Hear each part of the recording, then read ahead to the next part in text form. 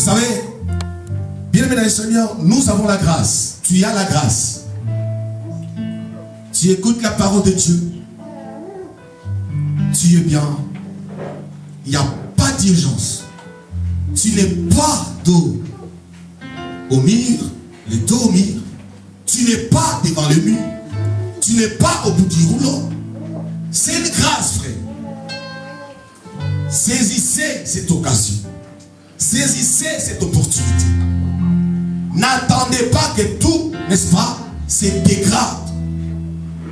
Vous savez, si Dieu a besoin de toi, si Dieu a besoin d'une personne et qu'il appelle, la Bible dit, Dieu parle, tantôt d'une manière, tantôt d'une autre. Dieu parle, il s'adresse à son peuple, il s'adresse à sa fille, à son fils. Il appelle. Si la personne résiste, Dieu arrive au point d'utiliser le gros moyen. Et les gros moyens de Dieu, bien aimés, c'est toujours à notre défaveur. Alléluia. Les gros moyens de Dieu, c'est terrible. Voilà pourquoi la Bible dit qu'aujourd'hui que vous avez entendu sa voix, n'endurcissez pas vos cœurs. Saisissez l'opportunité, saisissez l'occasion. Livrez vos cœurs à Jésus. N'endurcissez pas vos cœurs. Vous savez, la visitation de Dieu n'est pas cyclique. Dieu parle aujourd'hui. Dieu t'appelle aujourd'hui. Il a besoin de toi aujourd'hui. C'est à toi de saisir. Et c'est à toi de venir vers lui. Alléluia. Si tu ne le fais pas, le temps de Dieu, pour nous, ça peut prendre une année, 2 ans, 3 ans, peu importe. Un jour, une semaine, peu importe. Il est le maître des temps et des circonstances. Alléluia. La Bible dit qu'un jour, pour lui, c'est comme 1000 ans. 1000, c'est comme un jour. Dieu est Dieu, donc on ne peut pas calculer Dieu. Mais ce qui est sûr, pour nous, quand Dieu parle, enfant de Dieu, saisis l'opportunité. Sois sensible au langage de Dieu. Alléluia. Amen. Puisque sinon, le moment passera. Quand le temps de la visitation, le temps où Dieu appelle passe, Dieu étant Dieu, il va maintenant finir par utiliser les gros moyens.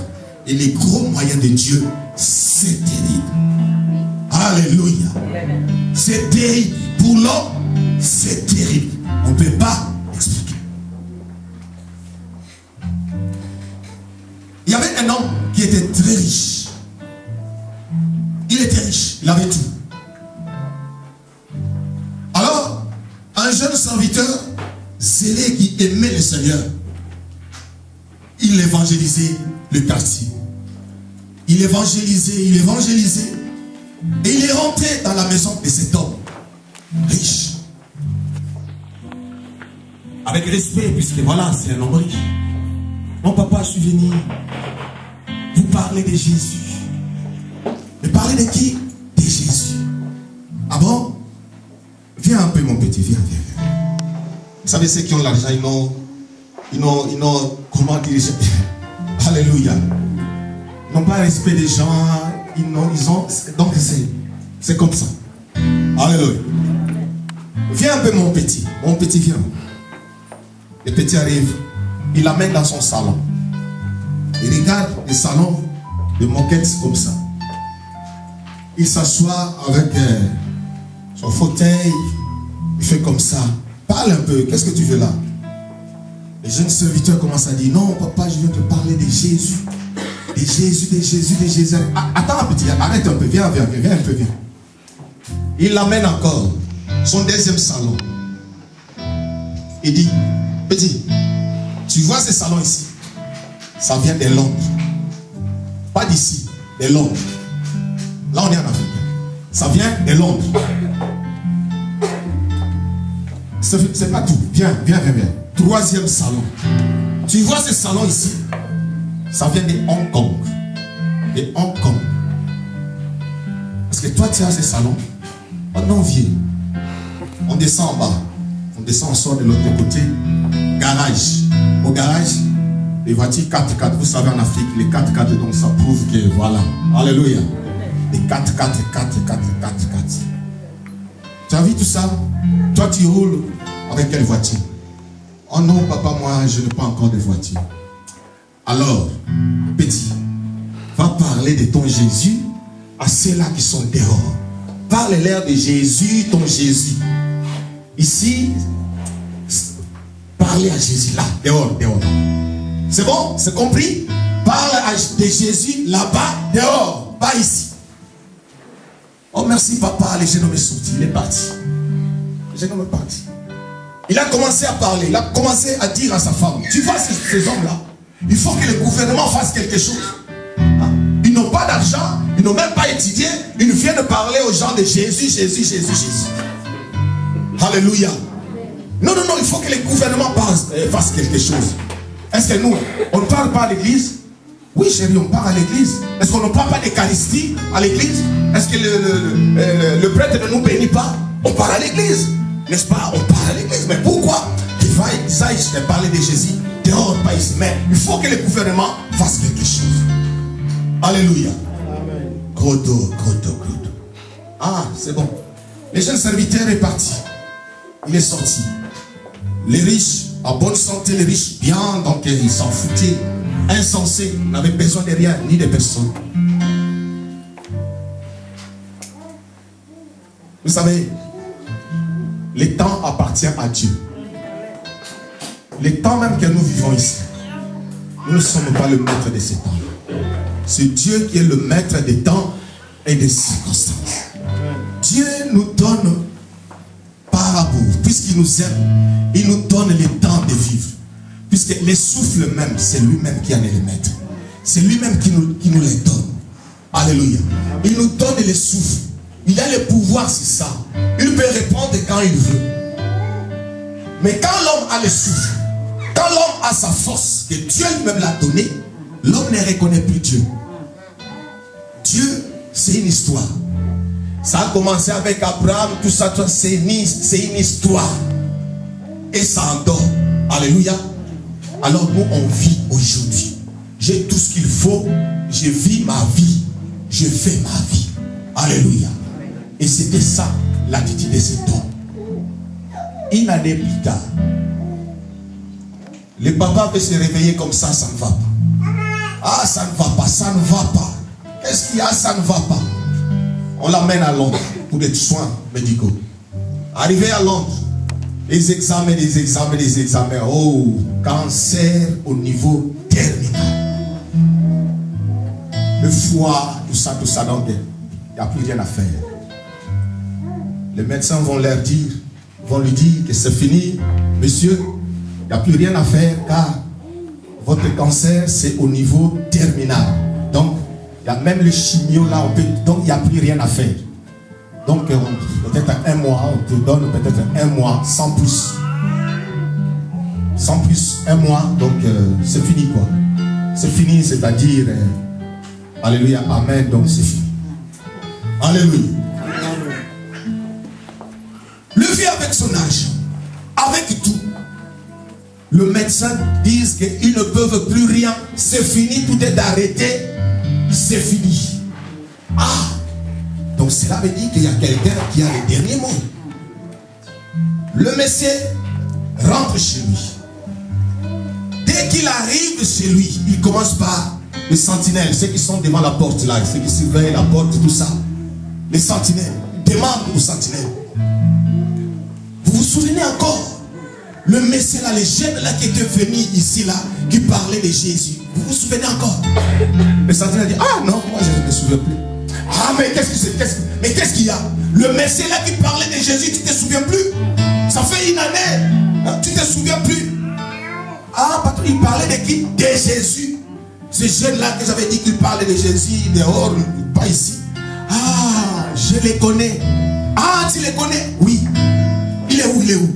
Il prie là-bas, je connais. Là où il prie dans une église. Ramène-les. Va vite l'appeler et ramène-les ici. Alléluia. Le sentinelle est parti chercher le jeune serviteur. Et le jeune serviteur est venu. Dès qu'il est venu vers le Messie, le Messie, ah, c'est toi qui étais venu? Il a dit, oui, c'est moi qui étais venu, tout ça. Ah, viens. Il fait rentrer au salon. Maintenant, respectueusement, au salon, il s'assoit.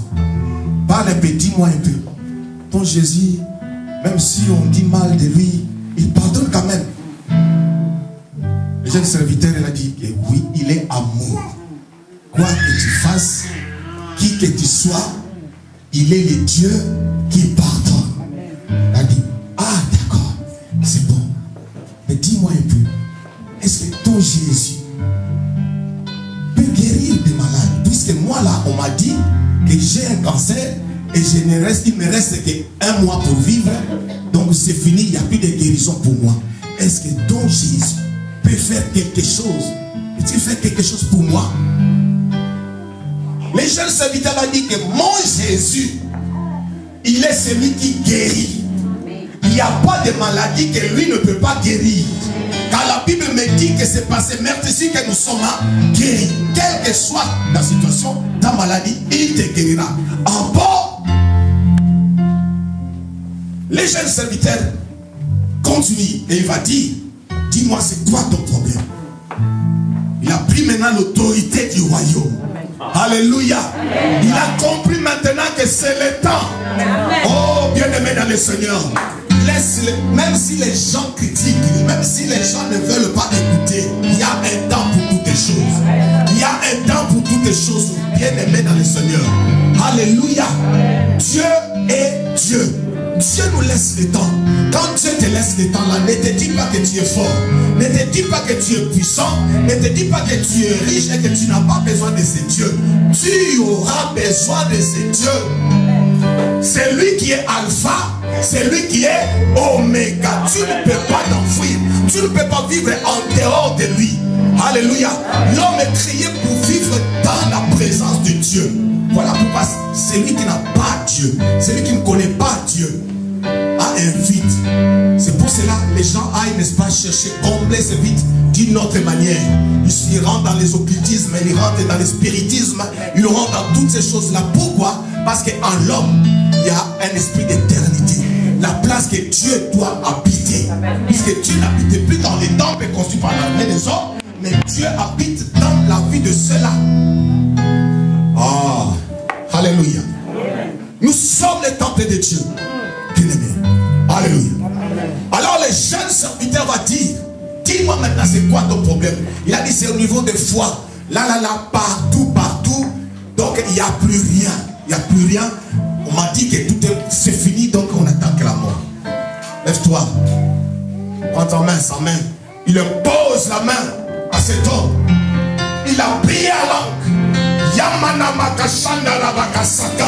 Il a ordonné, alléluia, il a ordonné au ciel de restaurer la foi, de restaurer toutes les parties qui étaient malades, qui étaient contaminées, qui étaient touchées. Après sa prière, il va dire Amen, Amen, tu es guéri, c'est fini. Hein? Ah bon? C'est vrai? Ah c'est bon, ah c'est vrai. Il a commencé à danser. Il a commencé à, alléluia. Il a commencé à danser puisque lui-même il a senti que non, c'est ce que je ressentais avant. Il y en a plus, je suis guéri. Et il était effectivement guéri. Le Jésus là qu'on avait minimisé, le Jésus de ce jeune serviteur avait guéri cet homme. Alléluia.